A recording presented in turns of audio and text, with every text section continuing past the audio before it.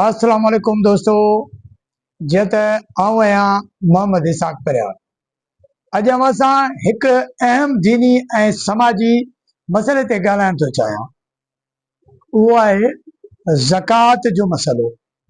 ज़कात इस्लाम जो हिकु वॾो रुकन आहे। क़ुरान पाक में अल्लाह पाक फरमायो आहे, नमाज़ क़ाइमु करियो ऐं ज़कात अदा करियो।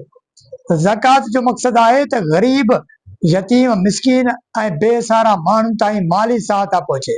पर अफ़सोस सां चवणो थो पवे त ज़िले टंडोलायर में केतिरनि सालनि खां ज़कात चेयरमैन मुक़रर ई न आहे। हिन लापरवाही सबबि हज़ारे ग़रीब, यतीम ऐं बीमार माण्हू पंहिंजे हक़नि खां महरूम आहिनि। जेके पैसा ज़कात जे नाले सां गॾु थियनि था, इहे असल मुस्तक़ीन ताईं नथा पहुचनि।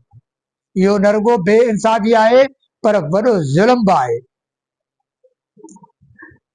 इस्लाम में ज़कात खे सदको ऐं ख़ैरात सां गॾु मुआशरे मां ग़ुर्बत ख़तमु करण जो ज़रियो क़रार ॾिनो वियो आहे।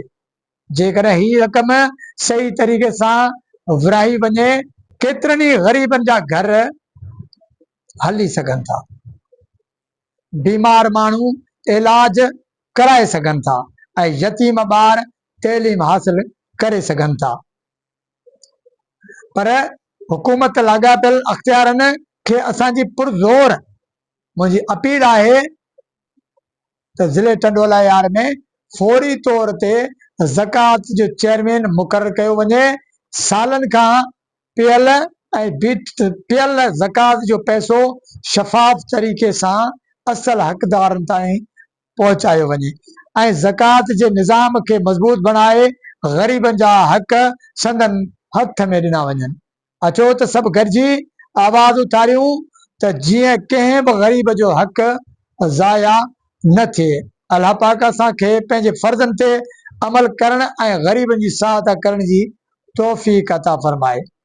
तमामु दोस्तनि जी महिरबानी जिन हिन मुंहिंजी वीडियो खे ॿुधो।